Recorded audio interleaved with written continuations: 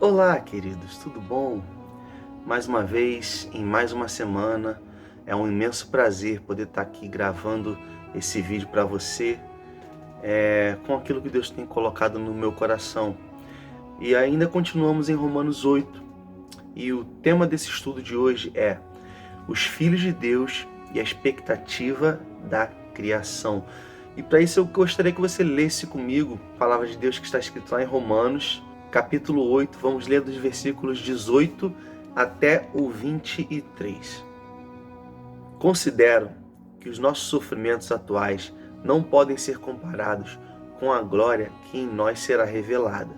A natureza criada aguarda com grande expectativa que os filhos de Deus sejam revelados, pois ela foi submetida à futilidade, não pela sua própria escolha, mas por causa da vontade daquele que a sujeitou, na esperança de que a própria natureza criada será libertada da escravidão, da decadência em que se encontra, para a gloriosa liberdade dos filhos de Deus. Sabemos que toda a natureza criada geme até agora como em dores de parto. E não só isso, mas nós mesmos, que temos os primeiros frutos do Espírito, gememos interiormente, esperando ansiosamente a nossa adoção como filhos, a redenção do nosso corpo.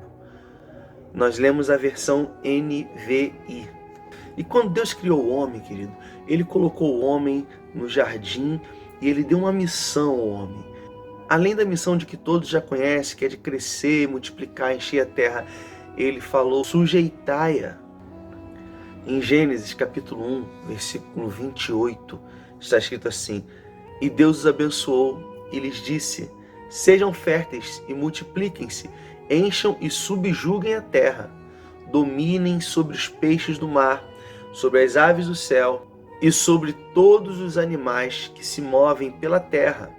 Deus pede para o homem dominar sobre todas as coisas, todos os animais, tudo que se move, conforme nós lemos ali nesse versículo 28 de Gênesis 1. E ele entrega todo esse domínio ao homem. E quando o homem peca, lá em Gênesis 3, toda a criação acabou sendo afetada também com isso. Deus declara ali à mulher, à serpente e ao homem as consequências do seu pecado. E quando ele está falando para o homem as consequências do seu pecado, ele diz para o homem também, maldita seja a terra por tua causa. O pecado no Éden e suas consequências para o homem foram terríveis. Mas além das consequências que nós sofremos até hoje, que é a morte, é a pior delas, a própria natureza, a própria criação, ela sofreu com isso. Então toda a criação ela foi amaldiçoada por causa do meu pecado e do seu pecado. Entenda que o homem era o mordomo de toda a criação e hoje o homem destrói toda a natureza que Deus criou. A criação ela é uma vítima da queda do homem. Ela foi submetida à inutilidade. A criação é prisioneira no cativeiro da corrupção. Vamos ler lá, Romanos 8, 21. Na verdade não é o 21, é o 20. Pois ela foi submetida à futilidade, não pela sua própria escolha, mas por causa da vontade daquele que a sujeitou. A natureza, ela vive no cativeiro da corrupção, mas não por sua própria escolha, conforme nós lemos lá no início. Por isso, a natureza está gemendo. Se você ler lá, ela guarda a manifestação dos filhos de Deus, ou a revelação dos filhos de Deus. Existe dor que é para a morte, existe dor que causa um sofrimento terrível e, no fim, leva à morte. Mas a dor da natureza não é a dor que leva à morte, porque o apóstolo Paulo escreveu que a natureza geme como em dores de parto. O que isso significa? O que isso pode representar para os nossos dias de hoje? Essa dor é uma dor que dá esperança. Porque o parto é uma esperança, uma mãe, um pai que esperam um filho. Eles estão ali esperançosos de uma criança que vai vir ao mundo. É uma esperança, é uma dor que vai trazer um benefício muito grande. Por isso é uma dor de esperança. Por isso Paulo usa essa metáfora sobre a dor do parto com a expectativa da criação. Uma mulher que deseja ser mãe, ela sabe que vai passar pelas dores, ela sabe as dores de parto que estão por vir. E mesmo assim, ela anseia, ela deseja aquele filho. E mesmo sabendo daquelas dores, ela se dispõe ou se propõe a passar por tudo aquilo ali, porque ela tem um sonho de carregar o seu filho no braço, ela tem a esperança de carregar o seu filho no colo. Por isso, ela sabe que vai passar pelas dores, mas ela sabe que depois vem a alegria. A criação, ela sonha com a sua liberdade, ela sonha em ser livre, porque conforme nós falamos, a criação ela foi amaldiçoada. Toda a natureza, toda a beleza da natureza que nós vemos hoje não é nem perto do que o que Deus planejou. A criação, ela não será completamente destruída, mas sim libertada. Então a criação, ela aguarda ansiosamente essa libertação desse cativeiro. Ela vai ser transformada e inundada da glória do Senhor.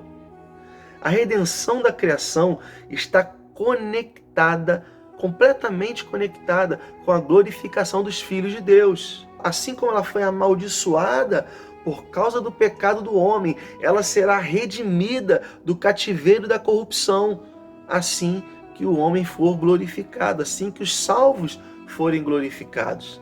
A natureza foi criada para viver em harmonia perfeita conosco e com ela mesma. Mas o nosso pecado lá no Éden, sim, o meu pecado, o seu pecado, porque todos pecaram. O nosso pecado tirou toda essa harmonia da natureza. Quando o homem pecou, Deus tirou o homem do jardim do Éden. O homem foi sujeito à morte, a diversas coisas ruins que acontecem conosco, às dificuldades da vida. Mas o principal, a pior dessas coisas é a morte. Mas Deus, ele deu uma esperança para nós, a esperança de salvação. E essa esperança é Jesus. E Jesus veio e morreu para me salvar, e morreu para te salvar. E agora a natureza aguarda também a esperança que ela tem.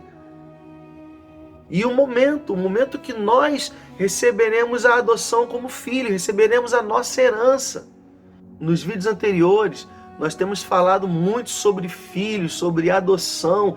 Nesse mesmo capítulo 8, dá uma olhadinha lá, vou deixar alguns links aqui na descrição desse vídeo. Então, queridos, seremos adotados como filho e vamos tomar posse da nossa herança. E esse é o momento que a natureza aguarda, a natureza observa ansiosamente. Ela geme com dores de parto, aguardando a nossa santificação, a nossa glorificação, quando seremos iguais a Cristo. Até a criação nos motiva a desejar esse dia. Eu vou reler com você o versículo 23 desse capítulo 8. Está escrito assim: e não só isso, mas nós mesmos, que temos os primeiros frutos do Espírito, gememos interiormente, esperando ansiosamente a nossa adoção como filhos, a redenção do nosso corpo. Nós precisamos estar esperando ansiosamente por esse momento em que a nossa adoção vai ser completa. Somos realmente filhos de Deus, mas ainda não participamos do grande banquete, ainda não fomos glorificados, ainda não tomamos posse da nossa herança, que é a glorificação, que é quando nós seremos aquilo que Deus planejou para a humanidade. Falta um pouco ainda. Só Deus sabe o dia, o momento certo, o momento exato em que seremos realmente transformados. Nós temos os primeiros frutos, como falamos aqui. Mas aguardamos o dia e o momento em que seremos iguais a Ele. Sim, Seremos iguais a ele. Olha só, versículo 29. Pois aqueles que de antemão conheceu, também os predestinou para serem conformes à imagem do seu Filho, a fim de que ele seja o primogênito entre muitos irmãos. Então vai chegar esse momento em que nós vamos receber a nossa herança, em que nós vamos nos assentar no banquete com Cristo, sermos como Ele. Nós precisamos, querido, nos tornar a cada dia mais parecidos com Cristo. Nós somos, sim, legalmente adotados, como está lá, como nós falamos lá em Romanos 8,15, mas ainda não recebemos a plenitude da semelhança familiar. Essa semelhança familiar é aquela que nós precisamos trabalhar a cada dia, é a nossa santificação. Essa é pouco a pouco, a cada dia mais ser parecido com Jesus. Até o grande dia em que, de fato, seremos completamente transformados e cheios da glória do Senhor. Seremos feitos membros plenos da família no banquete final. Mas hoje, querido, hoje Deus quer começar a te encher com a glória dele. Seja transbordante da glória do Senhor. E um dia nós seremos transformados. Seremos como Deus planejou, como Deus idealizou.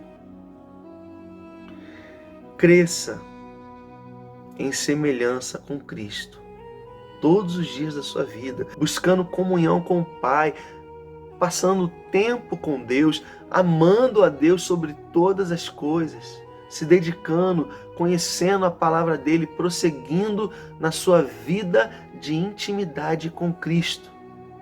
Quanto mais perto de Cristo você estiver, mais parecido com ele você se torna. Que Deus te abençoe.